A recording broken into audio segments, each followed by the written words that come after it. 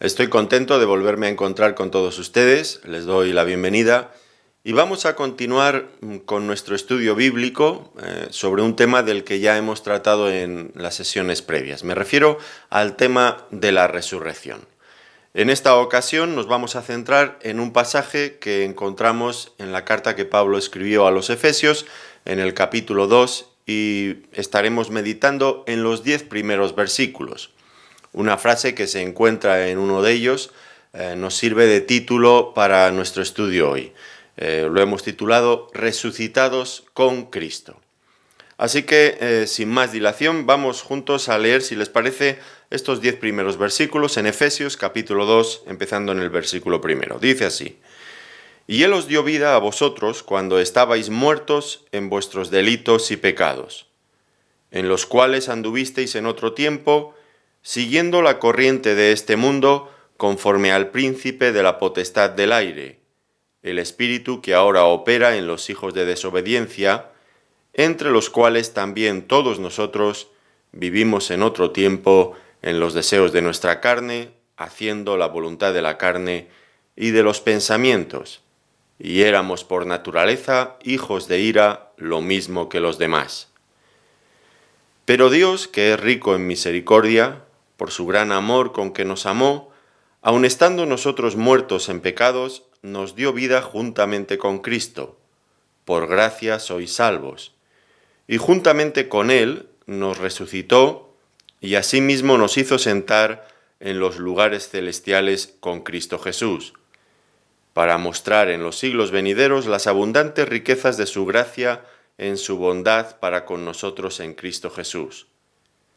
Porque por gracia sois salvos por medio de la fe, y esto no de vosotros, pues es don de Dios, no por obras para que nadie se gloríe, porque somos hechura suya, creados en Cristo Jesús para buenas obras, las cuales Dios preparó de antemano para que anduviésemos en ellas.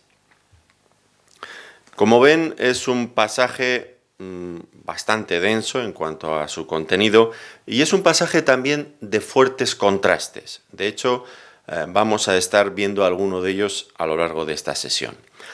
Para empezar, y a modo de introducción, lo que Pablo está es describiendo al ser humano y está haciendo un diagnóstico que por otro lado coincide exactamente con lo que nosotros vemos del hombre a lo largo de la historia y lo que vemos en este momento incluso a nuestro alrededor. El hombre ha fracasado en crear una sociedad justa, libre, humana y pacífica. Y prueba de ello lo tenemos, ya digo, en la historia y a nuestro alrededor, miremos hacia donde miremos. De hecho, el mismo hombre, que es el causante de esta situación, el mismo hombre parece estar fuera de su centro, está como fuera de control, tiene un comportamiento anómalo y lo manifiesta una y otra vez en 1000 circunstancias diferentes. Y Pablo nos está invitando, por medio de este pasaje, a reflexionar sobre este hecho. Y nos va a llevar a pensar de una forma un tanto pesimista realmente en cuanto al hombre, porque como viene diciendo aquí en este pasaje, nos describe al hombre, al ser humano, diciendo: estabais muertos en vuestros delitos y pecados. Esto es con lo que comienza en el versículo primero. Estabais muertos en vuestros delitos y pecados. Pero el pasaje no acaba ahí. Hace un momento les decía que es un pasaje de fuertes contrastes.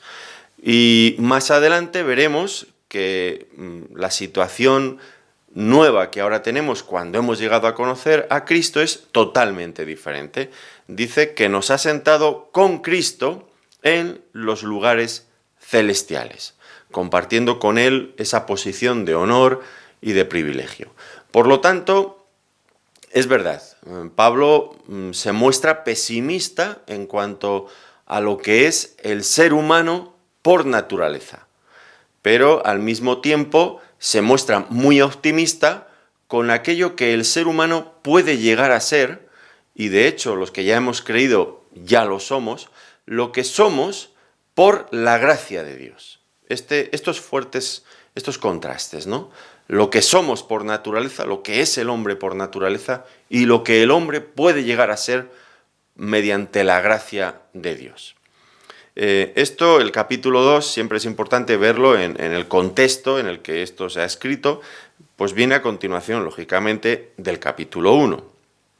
Y en el capítulo 1, en los versículos del 15 al 23, Pablo ha estado orando por los creyentes en Éfeso para que Dios abriera su mente de tal manera que pudieran llegar a conocer tener esta sabiduría y este espíritu de revelación y de conocimiento para comprender todo lo que Dios ha hecho por medio de Cristo, resucitándole de entre los muertos, que es nuestro tema, todo el poder que ha operado en Cristo, resucitándole, y que ahora está a nuestra disposición, está a favor nuestro. De hecho, esto es lo que va a estar comentando ahora Pablo en este capítulo 2, que es verdad que Cristo resucitó de entre los muertos por la gloria y por el poder de Dios, y se ha sentado en los lugares celestiales, pero ahora dice que ese poder y esa obra ha sido hecha a nuestro favor y que nosotros podemos disfrutar también juntamente con Él de esos mismos privilegios. Como podríamos ver en el capítulo 1 y versículo 20, dice que ese poder, esa fuerza operó en Cristo resucitándole de los muertos y sentándole a su diestra en los lugares celestiales. Pero ahora en nuestro pasaje, en el capítulo 2, vamos a ver que juntamente con Él nos resucitó y asimismo nos hizo sentar en los lugares celestiales con Cristo Jesús. Esta es la cuestión. El Señor Jesucristo hizo esa obra perfecta en la cruz. Dios manifestó ese poder resucitándole de entre los muertos con una finalidad, para que nosotros podamos salir del hoyo profundo y oscuro en el que el ser humano ha quedado sumido, enterrado por causa de sus pecados, y podamos salir y disfrutar de una nueva vida juntamente con Cristo en una nueva posición de dignidad y de honor que de ninguna manera, como vamos a ver hoy, nos merecíamos. Por lo tanto, aquí tenemos estos contrastes que nos van a servir para dividir nuestro estudio en dos secciones. Por un lado, lo que somos por naturaleza, será la primera parte de nuestro estudio, y lo que somos por la gracia de Dios. Así que empecemos entonces por lo que somos por naturaleza. Y es verdad que Pablo ha comenzado haciendo una descripción demoledora de la condición humana. Una descripción, digo, de la condición humana, de todos los hombres. Es verdad que él comienza en el versículo 1 diciendo: estabais muertos en vuestros delitos y pecados, como diciendo vosotros. Pero luego en el versículo 3 dice que también todos nosotros vivimos en otro tiempo de esa manera, muertos en delitos y pecados. Esta condición del ser humano como un hombre pecador, malvado, se corresponde perfectamente con otra porción también del mismo apóstol Pablo en el capítulo 3 de Romanos, en el capítulo 3 y los versículos, por ejemplo, del 10 al 12. Esto es la conclusión a la que llega después de haber desarrollado en el capítulo 1, 2 y en la primera parte del 3, ha estado analizando la condición del ser humano, ha visto a los paganos, ha visto a los judíos, ha estado hablando de los moralistas y finalmente, después de haber analizado a todos estos tipos de personas, concluye, y esto es Romanos 3:10, como está escrito: no hay justo ni aun uno, no hay quien entienda, no hay quien busque a Dios, todos se desviaron, a una se hicieron inútiles. No hay quien haga lo bueno, no hay ni siquiera uno. Y continúa describiendo de una forma terrible la condición pecadora del ser humano. Ahora, este es el diagnóstico que nos deja la palabra de Dios, que difiere mucho de la opinión que muchas personas tienen de sí mismos. Algunas, reconocerse tan inútiles, tan pecadores, es algo que la gente, pues a mí tampoco, no nos gusta reconocernos así. Otra cosa es si es verdad o no es verdad. Muchas personas se niegan, desde luego. Yo sí que acepto esto en cuanto a mi propia naturaleza. Me conozco lo suficiente para saber que soy así y que he sido así. Pero hay muchas personas que se rebelan contra esta idea. Dicen, hombre, yo tan malo, tan malo, tan malo no soy. Es verdad que tengo algunos vicios, algunos pequeños defectos en mi carácter, pero hombre, de ahí hacer una enmienda a la totalidad y decir, no tengo solución alguna y estoy muerto sin posibilidad alguna de recuperación, hombre, yo no me veo tan mal a mí mismo. Hay mucha gente que razona así. Otros piensan que, bueno, pues que su corazón no es tan mala persona, no son tan malas personas. Lo que les hace falta es una ayudita para sacar adelante todo eso bueno que llevan dentro. Y ellos piensan, bueno, pues con mejor educación, con un sistema del bienestar, un estado del bienestar mejor, con mejores leyes, con mejores instituciones, pues yo puedo llegar a ser mucho mejor persona, porque en el fondo yo soy bueno. Hay muchas personas que piensan así. Desde luego, no es este el diagnóstico que Dios presenta en su palabra. Estamos muertos en nuestros delitos y pecados. Dios nos ve de una forma muy diferente. ¿Quién tiene razón? Bueno, no hace falta que yo les diga que estoy convencido de que la palabra de Dios, la santa palabra de Dios inspirada por Dios, tiene la razón en esta ocasión y siempre. Siempre que entran en conflicto la opinión de Dios con la de los hombres, Dios tiene la razón. Pero mírenlo a su alrededor. Este mundo está desquiciado, está loco. ¿Cómo podemos creernos que el hombre no es así cuando vemos, como decía al principio, su historia y los telediarios, los partes de noticias cada día? Si es que esto no hay lugar a dudas, algo está fallando de manera muy preocupante, muy grave. Y este es el diagnóstico de Dios. Y es importante hacer un buen diagnóstico, porque si vamos al médico y tenemos, no sé, un cáncer, una neumonía, una cosa, hemos tenido un pequeño infarto al corazón y vamos al médico preocupados y nos dice, no, usted tómese una aspirina, un gelocatil, cualquier cosita y ya está, y váyase usted a su casa que no es grave. Oiga, que yo me siento mal. ¿No me va a hacer usted alguna prueba más? ¿Está usted seguro que esto es lo que tengo? ¿Que solamente tengo un poquito de dolor muscular o un poquito de dolor de cabeza, una pequeña migraña pasajera? ¿Qué diferente es hacer un buen diagnóstico a hacer un diagnóstico superficial y mal hecho? Al final, si no vemos la gravedad del asunto y no tomamos medidas radicales, si es que la situación es muy grave, y lo queremos solucionar todo con pequeños calmantes, vamos muy mal. Y probablemente en pocos días eso se manifieste con toda su crudeza y acabemos mucho peor, evidentemente. Y este es el problema, que el ser humano no quiere hacer un diagnóstico de la situación real y tampoco se fía del diagnóstico que Dios está haciendo de su situación.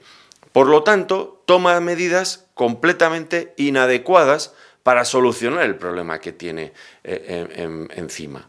Es verdad que pues con una mejor educación, con mejores instituciones que velen por nuestra seguridad y por la justicia, pues viviremos un poquito mejor. Sí, nadie lo discute, pero es que estamos hablando de un problema mucho más grande, mucho más grave, y que está dentro del corazón del hombre. Habría que buscar medidas mucho más radicales, especialmente cuando vemos que todas esas medidas que a veces la gente propone ya han sido puestas en marcha en muchos lugares sin ningún tipo de éxito. Se han mostrado superficiales e ineficaces. El ser humano necesita una solución diferente para acabar con sus problemas. Y podemos seguir dándonos de cabezazos contra ese muro de hormigón todo el tiempo que queramos, pero no vamos a cambiar la situación. Eso va a seguir igual, o peor. El ser humano necesita un cambio. y un cambio radical. Creo que nos conviene fiarnos del diagnóstico de Dios. Ahora, vamos a ver cuál es este diagnóstico correcto que se ajusta con la realidad de los hechos y que Dios nos revela a través de su palabra. Y lo primero que Él nos dice es que estábamos muertos. Ahora, cuando miramos este diagnóstico y lo comparamos con lo que vemos a nuestro alrededor, podríamos decir, hombre, muertos, parece que no es exacto esto, ¿no? Uno piensa, por ejemplo, pues en un ateo, pero que tiene una mente brillante, despierta, y dices, ¿cómo va a estar muerto ese hombre, ese ateo, con esa mente, con esa capacidad intelectual que él tiene? O podemos pensar en un futbolista que consigue introducirse dentro de las defensas del equipo contrario y finalmente marcar un gol. Una habilidad, una maestría con el balón, una agilidad. Y dices, ¿y ese hombre está muerto? Pues parece extraño, ¿no? O ves una actriz tan dicharachera, tan alegre, con una personalidad tan arrolladora, y dices, ¿está muerto? Parece raro, ¿no? Este diagnóstico divino. El hombre está muerto en sus delitos y pecados. Y lo comparamos con todo esto y decimos, pues no parece que sea real. Bueno, vamos a entender bien a qué se está refiriendo el apóstol Pablo cuando dice estábamos muertos. No se refiere, su diagnóstico no tiene que ver con el cuerpo, ni tampoco con la mente o con otras áreas de la personalidad, sino que tiene que ver con el espíritu del hombre, que es donde radica la vida auténtica. Y es ahí donde la palabra de Dios dice que estábamos muertos. ¿Muertos por qué? Pues muertos, espiritualmente hablando, porque estábamos separados de Dios. Y estar separados de Dios, que es la fuente de toda vida, pues nos conduce a estar muertos. Que esto queda muy bien, queda totalmente aclarado en la parábola que el Señor Jesucristo contó acerca del hijo pródigo. El hijo pródigo pues se salió de su casa de una forma muy ofensiva contra su padre, le pidió la herencia en vida, dame todos los bienes que me corresponden, yo no quiero vivir contigo, yo me voy a otro sitio. Y allí vivió perdidamente gastando todas aquellas cosas de la peor manera que uno puede imaginar. Y llegó un momento en que volvió en sí y dijo, ¿pero qué estoy haciendo yo? ¿Qué estoy haciendo yo? ¿A dónde me han conducido mis locas decisiones? Fíjate en qué estado estoy. Y dijo dentro de sí, volveré a mi padre y le diré, Padre, he pecado contra el cielo y contra ti, no soy digno de ser llamado tu hijo. Y fue allí, y el padre, nada más que lo vio llegar, lo abrazó, y por supuesto no le dejó ni decir una sola palabra, le perdonó, e hizo fiesta.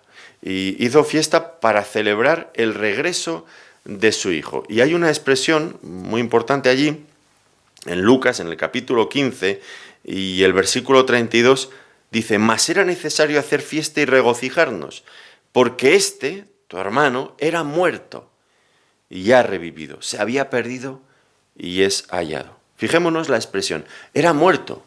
Hombre, muerto no estaba vivo. Había gastado todo su dinero de una forma muy generosa, claro, no le había costado a él. Estaba vivo, pero en realidad el padre dice, estaba muerto.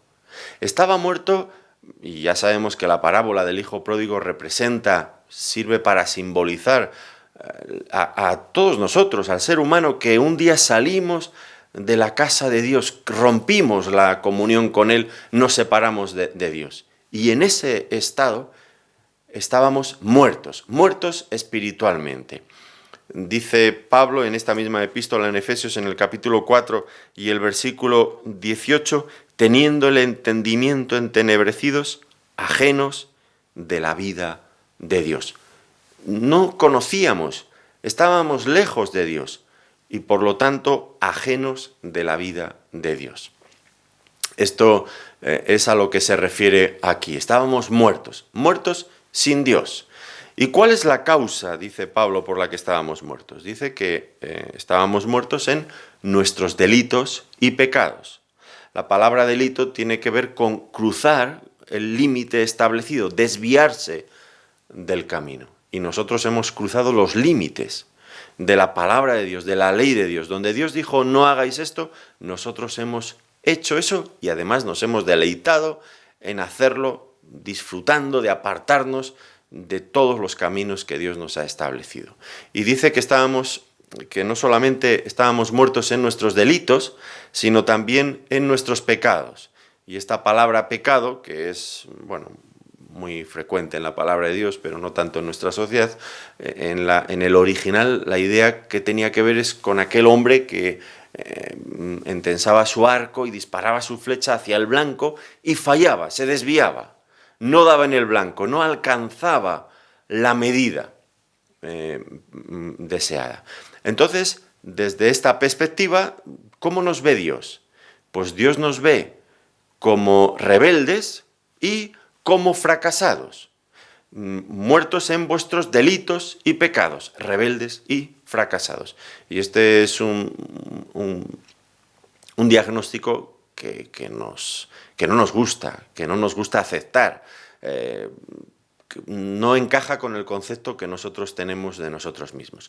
Y a día de hoy, pues todavía más. Ya saben ustedes cómo funciona este mundo, cómo han surgido las redes sociales. A mí me hace, no sé lo que me hace, si me hace gracia o me da pena estas redes sociales, ¿no?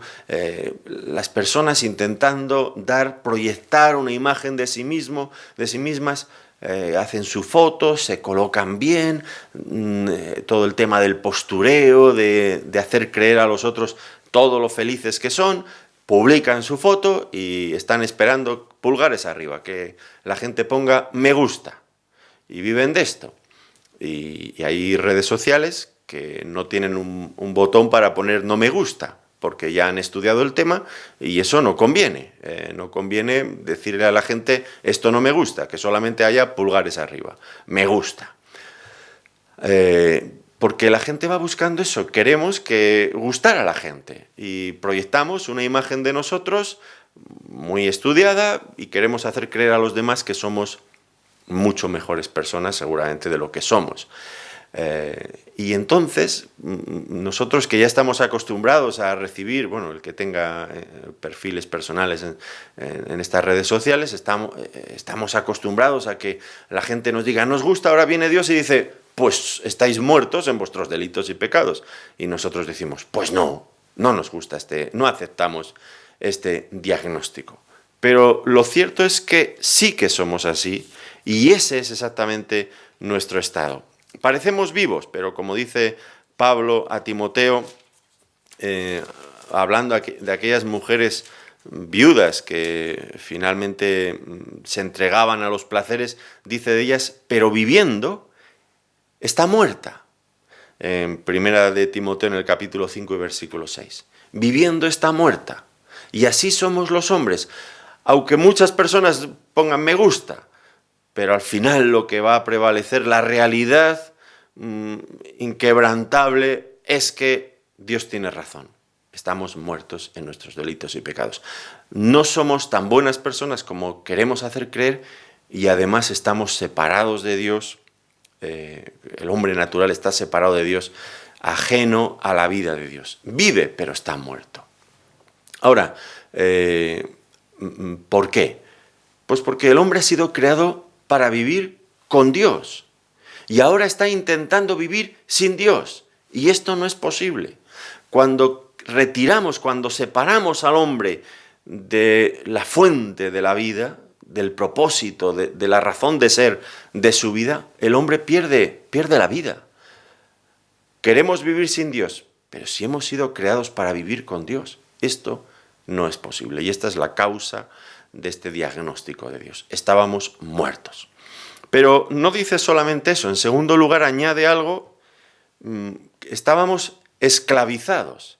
Dice que en los cuales anduvisteis en otro tiempo, siguiendo la corriente de este mundo conforme al príncipe de la potestad del aire, el espíritu que ahora opera en los hijos de desobediencia, entre los cuales también todos nosotros vivimos en otro tiempo en los deseos de la carne, haciendo la voluntad de la carne y de los pensamientos, y éramos por naturaleza hijos de ira, lo mismo que los demás.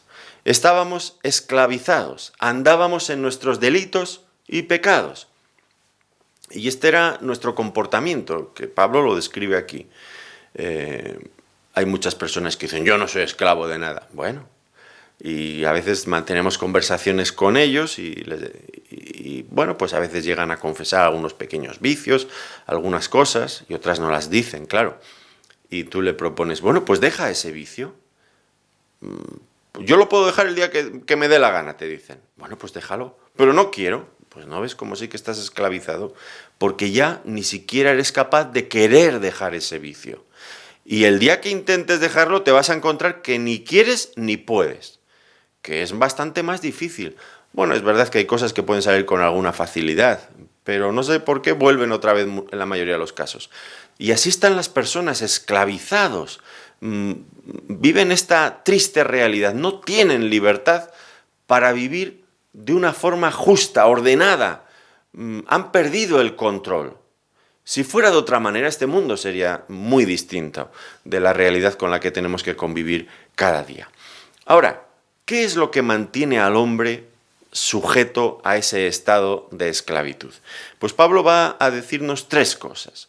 La primera cosa dice que vivíamos, el hombre natural, el hombre que está muerto en sus delitos y pecados, vive siguiendo la corriente de este mundo, la corriente de este mundo, que se refiere, la expresión el mundo, en el concepto bíblico, es esa sociedad sin Dios, esa sociedad que se organiza contra Dios, que da culto al materialismo, que da culto al hombre. Y muchas veces la gente no se da cuenta de que están esclavizados a esa corriente, a la corriente de este mundo. Y que si intentan nadar contra corriente no pueden, son arrastrados. Y esa corriente se manifiesta pues, por la televisión, por la cultura del ocio, por el cine, por las revistas, por tantas y tantas cosas. Detrás de todo eso hay una sociedad organizada contra Dios. Son personas, los que están arriba, que diseñan sociedades para ir en contra de Dios. Ellos mismos son esclavos, pero a su vez se encargan de diseñar las sociedades para que vayan contra Dios. Y tú dices, no, yo pienso lo que a mí me da la gana. No pensamos lo que queremos. Simplemente no pensamos lo que pensamos, pero sí, y la razón de por qué lo pensamos así, pero si reflexionáramos un poco nos daríamos cuenta de que sí que estamos esclavizados y estamos cambiando a veces nuestros pensamientos de forma drástica sin una razón aparente. Yo recuerdo hablar con un familiar mío ya bastante mayor, que pasa los 70 años, y bueno, pues yo recuerdo a esa persona, hace ya, ¿qué le voy a decir? Pues 30 años, pues si hablara de la homosexualidad, por ejemplo, diría, ¡ah, qué asco! Un hombre con otro hombre besándose. Y si les propusieras el matrimonio homosexual entre dos hombres, ¡oh, qué cosa más antinatural! Y que pudieran adoptar niños pequeños, dos hombres casados en un matrimonio, ¡qué locura! Esa persona me diría todas esas cosas. ¿Y cuál no será mi sorpresa cuando no hace mucho le escuchaba decir, bueno, pues un matrimonio homosexual, ¿por qué no? Si se quieren, pues tienen libertad y que hagan lo que les parezca pues hay que respetarles y me parece muy bien y si se quieren y tal, pues ¿por qué no? ¿Y por qué no van a adoptar niños? Pues bueno, pues sí. Y yo digo, pero ¿cómo puede haber cambiado tan radicalmente de esa postura tan contraria que tenía antes a una postura ahora favorable, no indiferente, sino favorable? Y me lo defendía en una conversación que yo tenía. Digo, ¿cómo?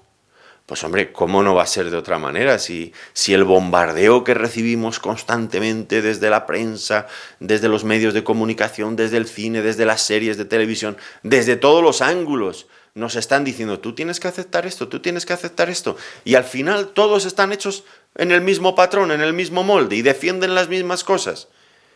¿Y por qué piensas así? Porque yo quiero pensar así. ¿Y entonces por qué antes pensabas de una forma tan radicalmente opuesta? Pues algo te ha condicionado. Sin darte cuenta, estás siendo llevado a pensar como el mundo piensa. Ese mundo, ese sistema organizado contra Dios y contra todos los principios bíblicos. He puesto este ejemplo, pero si usted lo piensa, hay una fuerza irresistible en este mundo llevándonos a pensar en contra de todos los valores y en contra de todos los principios de la Biblia. Y la gente se deja llevar. Están esclavizados siguiendo la corriente de este mundo. Y añade Pablo algo más, un segundo factor que nos lleva a este estado de esclavitud. Dice, conforme al príncipe de la potestad del aire. Y aquí es una referencia sin duda al diablo. Ya sé que hay mucha gente que se ríe de la existencia del diablo, y el diablo se ríe de todos aquellos que no creen en su existencia, porque el diablo es alguien bien real. Y dice aquí que tiene dominio sobre principados y sobre potestades. Y también tiene dominio sobre todos aquellos que son hijos, como dice este pasaje, hijos de desobediencia. Aquellos que no se quieren sujetar voluntariamente a la voluntad de Dios son hijos de desobediencia y están a merced también del diablo. No es necesario que estén endemoniados, pero están bajo esa influencia poderosa del diablo y que esclaviza a las personas y las lleva por malos caminos. Y el tercer elemento, dice Pablo, que son los deseos de nuestra carne, entre los cuales también todos nosotros vivimos en otro tiempo en los deseos de nuestra carne, haciendo la voluntad de la carne. Nuestra propia naturaleza, la carne se refiere a esto, a la naturaleza caída que cada uno de nosotros llevamos dentro de nosotros mismos, es esta naturaleza que nos lleva a hacer cosas que no debemos. Yo siempre recuerdo, me gusta pensar, para ilustrar esto, en aquella ocasión que me contaron de un amigo que fue a comprarse un coche usado. Y entonces pues vio un coche que aparentemente era maravilloso por fuera, una chapa perfecta, recién pintado, una maravilla. Y bueno, pues abrió el motor, todo lo vio normal, sonaba bien, tenía un ruido agradable y se lo compró. Pero la cuestión es que luego cuando iba conduciendo él notaba que el volante se le iba siempre hacia la cuneta, hacia afuera de la carretera. Y él, en lugar de llevar el volante recto, tenía que inclinarlo sensiblemente en la dirección opuesta, porque si no el coche le echaba fuera de la carretera. Y entonces el hombre empezó a investigar qué es este coche, qué le ha pasado, por qué se comporta así, y descubrió que ese coche había tenido un accidente y había sufrido daños estructurales. El chasis adentro se había torcido, y aunque lo habían reparado por fuera, la chapa y la pintura y todo muy bonito, pero por dentro todavía tenía un defecto importante en su estructura. Y eso hacía que el coche cuando iba por la carretera, no lo hacía recto, sino que tenía esa tendencia a salirse fuera de la carretera. Y esta es la carne, la naturaleza caída del ser humano. El pecado ha creado daños estructurales importantísimos en el ser humano, de tal manera que no somos capaces de conducirnos rectamente, sino que siempre tomamos actitudes destructivas, cosas que nos hacen daño a nosotros y a los otros, a nuestro prójimo. Y esto es la naturaleza de la carne. Por favor, la naturaleza carnal no se trata de lo que hacemos con la carne. No se trata de cosas como, por ejemplo, el dormir o el comer. Bien que esa naturaleza carnal que tenemos desviada lleva precisamente a que las cosas que hacemos con el cuerpo también se conviertan muchas veces en cosas malas, ¿no? Por ejemplo, comer, que en sí mismo es una cosa buena y muy saludable y muy necesaria, pues puede derivar en glotonería. O el dormir puede acabar llevándonos a la pereza, a convertirnos en unos vagos. O el sexo, por ejemplo, que es una cosa lícita dentro del marco del matrimonio, tal como Dios lo ha establecido, pues podemos derivarlo hacia la lujuria y hacia otro montón de pecados y actitudes dañinas para nosotros mismos, para nuestra esposa y para otras personas, ¿no? Pero realmente no se trata de los pecados que hacemos con el cuerpo. Bien que nuestra naturaleza carnal nos lleva también a eso, como digo, a derivar cosas buenas en cosas malas. Pero no excluyamos otras cosas que no necesariamente se hacen con el cuerpo, porque también habría que incluir pues, el orgullo intelectual, la arrogancia, la envidia, la venganza y sobre todo el rechazo que hay dentro del ser humano caído, el rechazo de la voluntad de Dios. Ahora, estos son los tres factores que influyen para que el ser humano sin Dios esté esclavizado. Hemos dicho el mundo, el diablo y nuestra propia naturaleza caída, la carne. Pero no podemos echar balones fuera y no asumir nuestra propia responsabilidad, porque al fin y al cabo cada uno de nosotros nos hemos convertido en hijos de desobediencia cuando libremente y a sabiendas hemos decidido vivir de espaldas a Dios contra su voluntad. Y entonces es cuando entramos en esta condición. Así que hemos dicho que estábamos muertos en nuestros delitos y pecados, esclavizados, y el tercer punto, estábamos condenados. Como seres humanos estábamos condenados. Pablo lo expresa aquí por medio de esta frase que encontramos en el versículo 3, que ha despertado tanta oposición en muchos sectores. Dice, entre los cuales también todos nosotros vivimos en otro tiempo, en los deseos de nuestra carne, haciendo la voluntad de la carne y de los pensamientos, y aquí viene, y éramos por naturaleza hijos de ira, lo mismo que los demás. Esta expresión, hijos de ira, muchas personas la rechazan. Debemos aclarar qué significa. No se refiere a niños pequeños que están muy enfadados y van pegando gritos como locos por la casa. No es a esto a lo que se refiere hijos de ira. Es un hebraísmo, igual que hemos visto antes, hijos de desobediencia. No se refiere a eso, sino que se refiere al hecho de que la raza humana, por haber rechazado a Dios, son, y esto es serio, son objetos de la ira de Dios. Y este concepto de un Dios de ira es a lo que me refería, que muchas personas rechazan. Ahora, tal vez nos ayude a entender un poco qué quiere decir esto, un Dios de ira, la ira de Dios. ¿Qué quiere decir? Bueno, en principio no hay que asociarlo con la ira en el ser humano, que la ira en el ser humano suele ser un producto de su mal carácter, también de sus deseos de venganza, de su malicia, de la animosidad contra otras personas, y de ahí surge la ira en el ser humano, pero no tiene nada que ver con la ira de Dios. La ira de Dios nunca es arbitraria, sino que es la reacción de Dios calculada, previsible e inevitable frente al mal, frente a todo aquello que sea injusto, que no provenga, que no se ajuste a la justicia de Dios. Es una reacción siempre previsible, calculada. No es algo como el ser humano, ya digo, que explota y que de repente se deja llevar por esa naturaleza explosiva que lleva dentro y hace cosas inadecuadas, a veces llegando a extremos deplorables, malvados, terribles. La ira de Dios no es así. Y la ira de Dios no está reñida con el amor de Dios y con su misericordia. Algunos dicen, no, ese Dios de la ira es el Dios del Antiguo Testamento. A mí me gusta mucho más el Dios del Nuevo Testamento, el Dios de amor, el Dios de la misericordia, como si hubiera dos dioses. No hay dos dioses, es un solo Dios. El Dios de la ira es el mismo Dios de amor y de misericordia también en el Nuevo Testamento. Y si no, fíjense ustedes, aquí mismo, en este versículo, en el versículo 3, está hablando, diciendo que somos hijos de ira, estamos bajo la ira de Dios, y en el versículo 4 dice, pero Dios que es rico en misericordia, por su gran amor con que nos amó. ¿Se dan cuenta? Un concepto viene a continuación del otro. Son partes del carácter de Dios.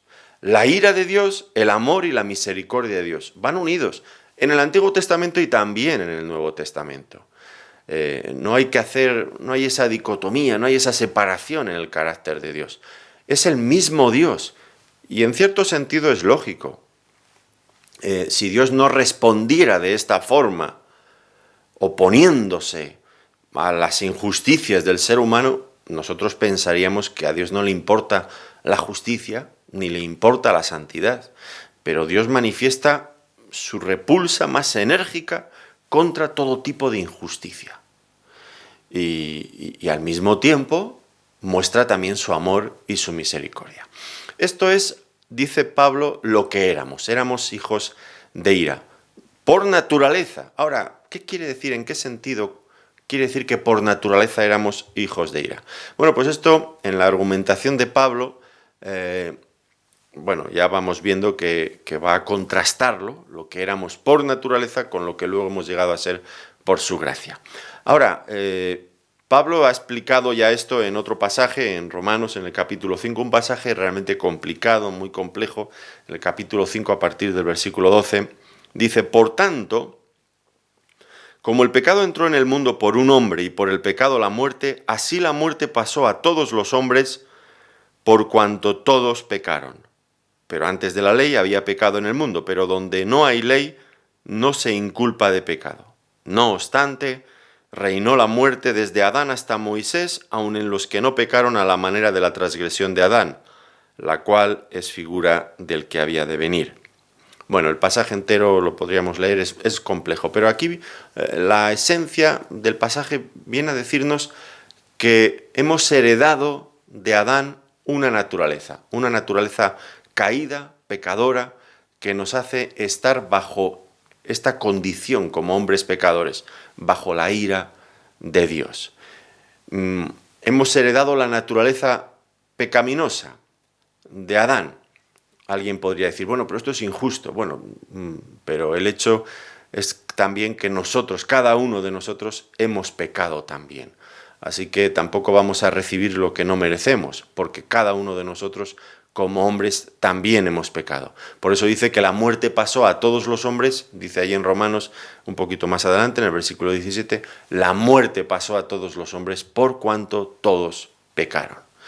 No podemos culpar entonces enteramente a Adán, sino que también tenemos que asumir nuestra propia responsabilidad. Yo ya sé que este estudio está siendo muy negro, pero ha sido hasta ahora, porque hasta ahora hemos visto lo que el hombre es por naturaleza. No es un diagnóstico en el que salgamos muy favorecidos, evidentemente, pero es el diagnóstico de Dios que se corresponde con la realidad de lo que somos y de lo que hacemos.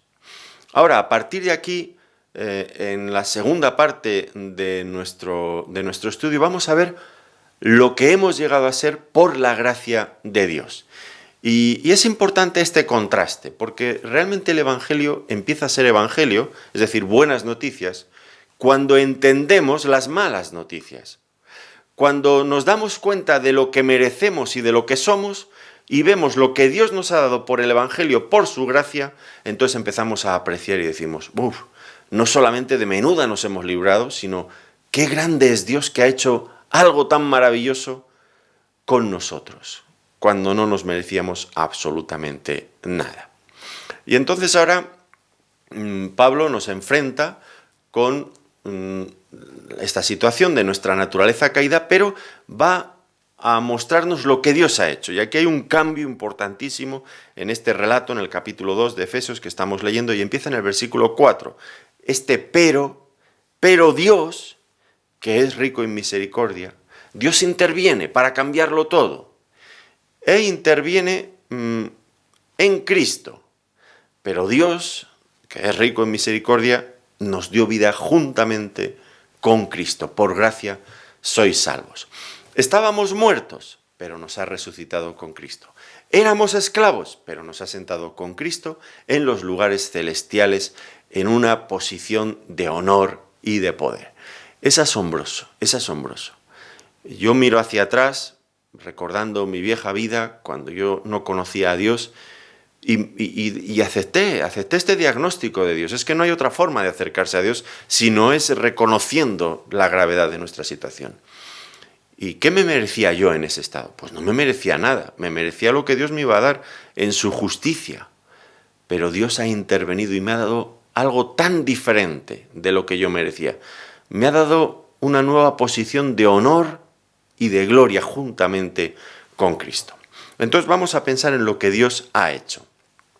Y dice que por gracia sois salvos. Ahora, ¿en qué consiste? ¿Cómo llegamos a esta salvación? Pues aquí hay un detalle importantísimo que Pablo repite en Efesios y en otras epístolas también. Lo que llegamos a ser, lo somos en la medida en que nos asociamos, nos unimos a Cristo. Por eso esta frase constantemente repetida por el apóstol Pablo. En Cristo, en Él. Fuera de Él no tenemos nada.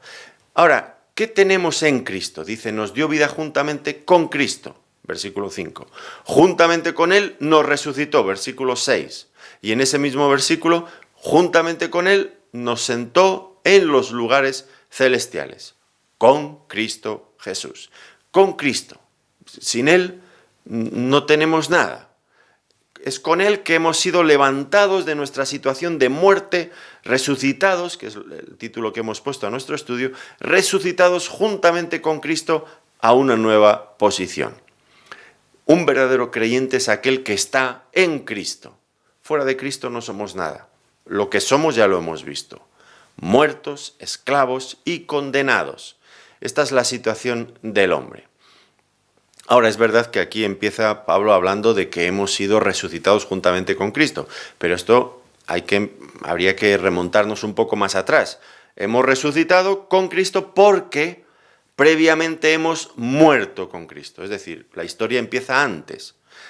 Pablo a los Colosenses, en el capítulo 2 y versículo 20, habla de si habéis muerto con Cristo. Y es importante señalar esto, porque un verdadero creyente no es aquel que cree que Cristo ha muerto por sus pecados. Por supuesto que hay que creer esto está fuera de toda duda.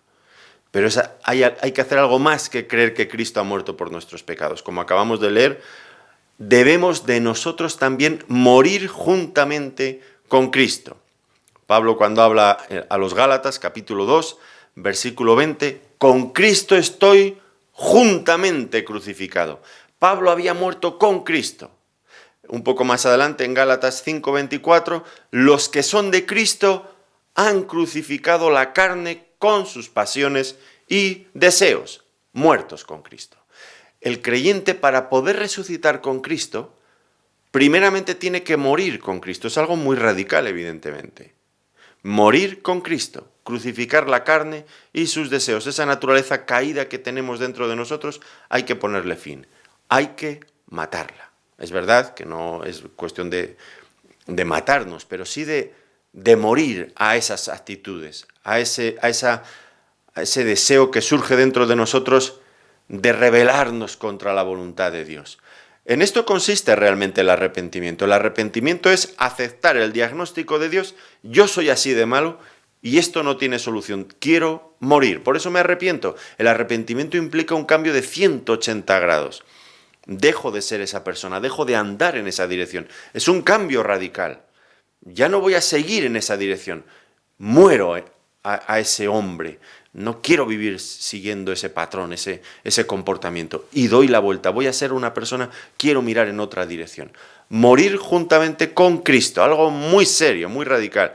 Muchas personas, yo creo que realmente no se llegan a convertir. Se quedan en esa fase en la que dicen, ¿crees que Jesús ha muerto por tus pecados? Sí, lo creo. Pues ya eres salvo, le dice el predicador. Oiga, no. ¿Estás dispuesto a morir con Cristo? A romper esa ruptura con ese viejo hombre dañado, tan drásticamente dañado, muerto, espiritualmente hablando, alejado de Dios, viviendo en esa condición de esclavitud, viviendo bajo la condenación, bajo la justa ira de Dios? ¿Quieres morir con Cristo y romper a ese viejo hombre?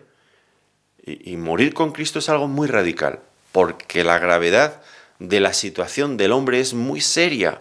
Por eso decíamos que un buen diagnóstico nos lleva a aplicar la solución correcta. Y la solución correcta es esto, morir con Cristo y resucitar con Cristo.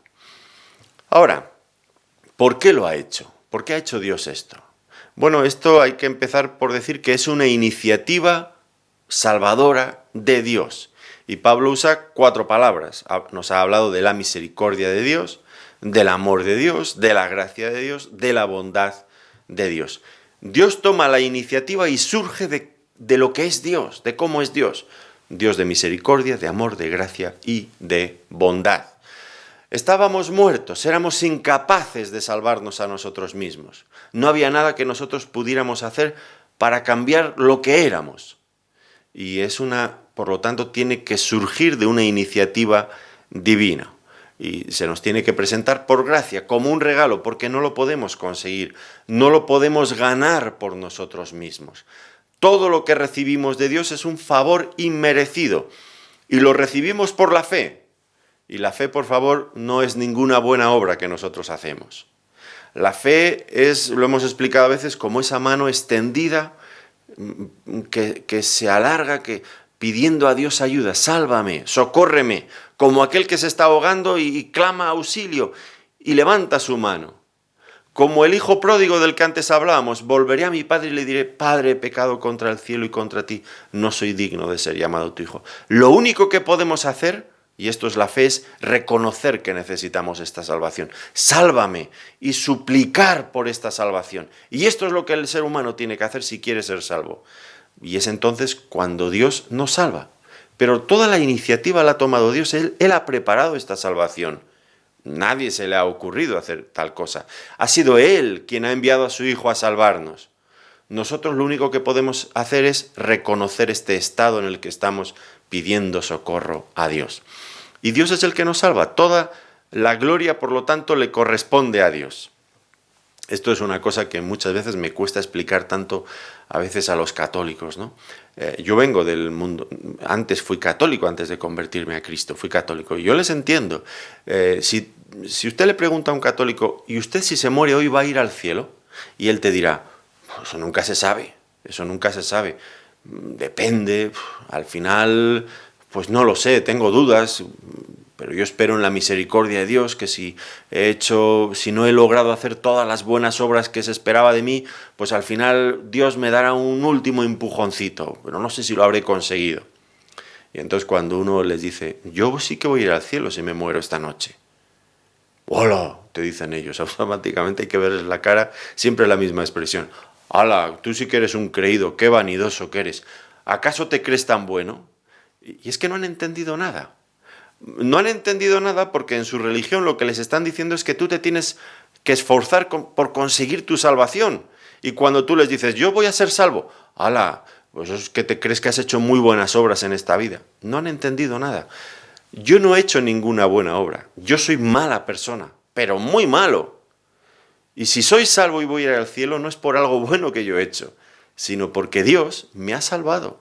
Y toda la gloria le corresponde, se la merece Él, que es quien me ha salvado. Yo soy solamente un pobre pecador, de quien Dios ha tenido misericordia y por gracia me ha salvado. No es por buenas obras, es por todo lo contrario. Es porque he logrado reconocer que soy mala persona. Y quizás esas otras personas que piensan que con sus méritos al final se van a salvar, precisamente por esa razón no se salvan. Porque creyendo que pueden hacer algo, que pueden aportar alguna cosa para su salvación, están totalmente equivocados. Todo lo que hacemos está manchado y dañado por la carne, por esa naturaleza caída que arrastramos dentro de nosotros mismos. Qué locura es pensar que podemos salvarnos. No podemos salvarnos. Es una iniciativa de Dios.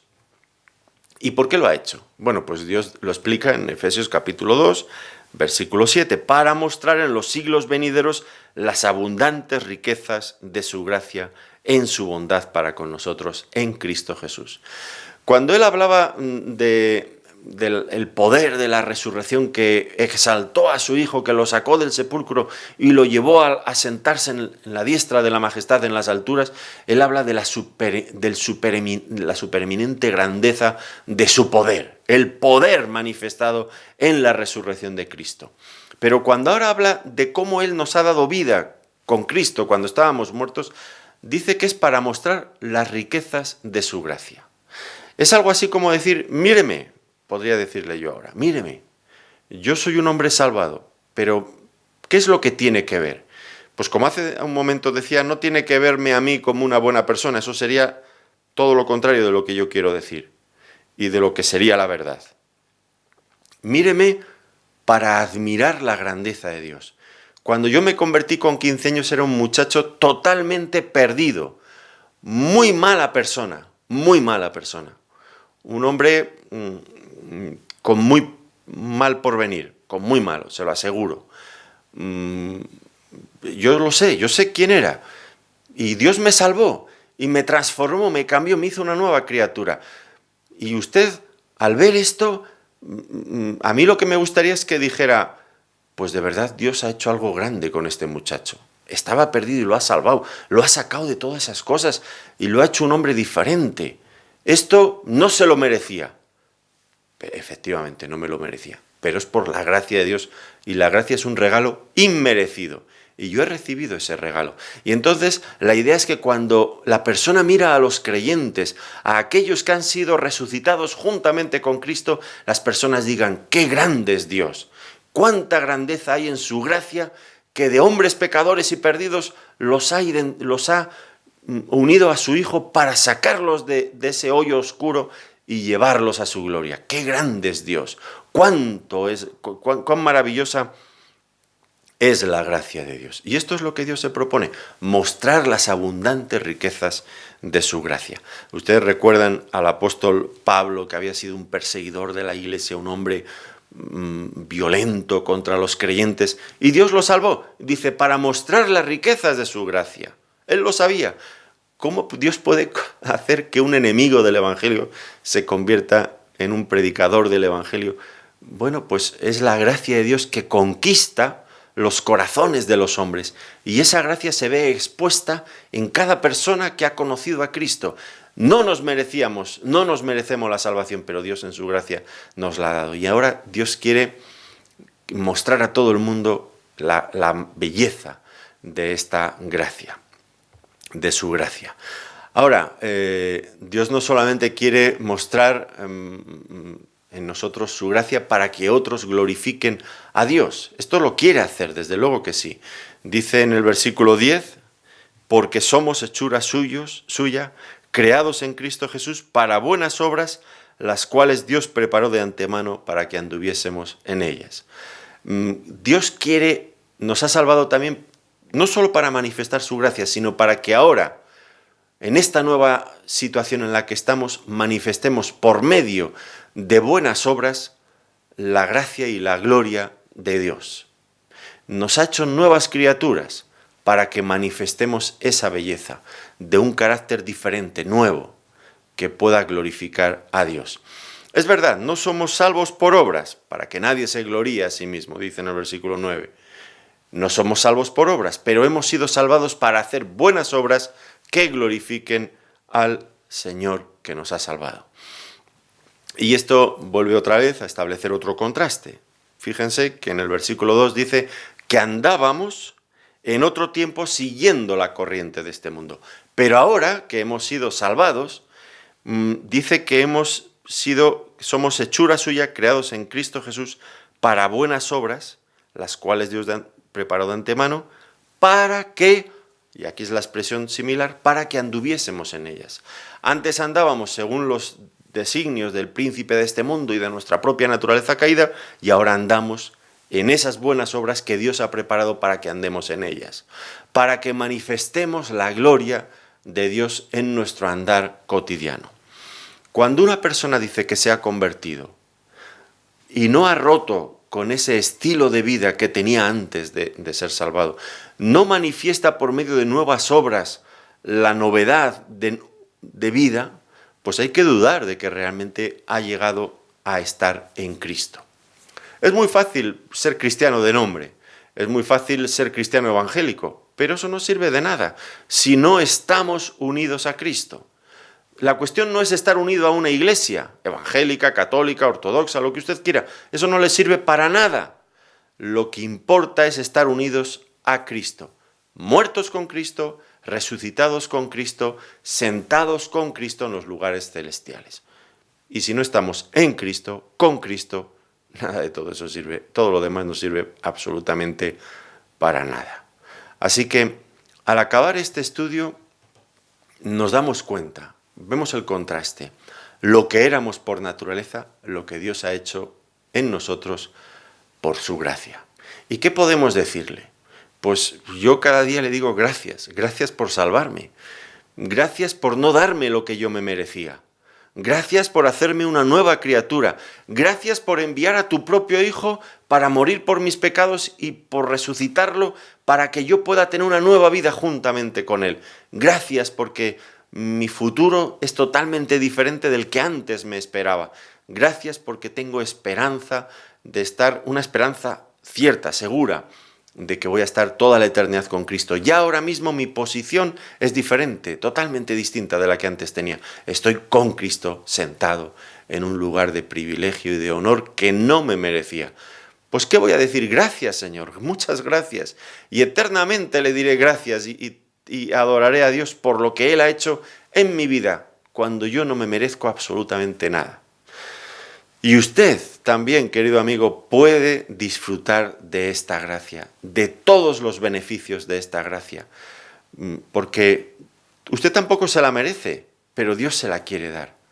Pero para eso es imprescindible que primero una su vida a la de Cristo, empezando en ese punto, muriendo con Cristo, crucificando con Cristo todos los deseos y esos pensamientos que son contrarios a Dios, de la carne. Hay que morir por el arrepentimiento para encontrarse con Dios y unir nuestra vida y nuestro futuro al de Él. Eso es la mejor cosa que usted puede hacer. Yo le animo, siempre les animo a buscar a Dios de esta manera, porque la vida cambia tanto. ¿No está usted cansado tantas veces de su propia vida, de su propia existencia, alejado de Dios? Parece que realmente es cierto que somos muertos vivientes. ¿No se cansa usted de vivir en un mundo que no tiene esperanza, que sucumbe cada vez más ante el caos? Hay nueva vida y nueva esperanza en Cristo. Le animo a buscarlo, está allí y no está lejos de usted. Tan solo es necesario que usted busque a Dios, se dirija a Él en oración y Él le va a escuchar. Yo le animo a hacerlo. Ánimo y que Dios le bendiga ricamente. Gracias por su atención.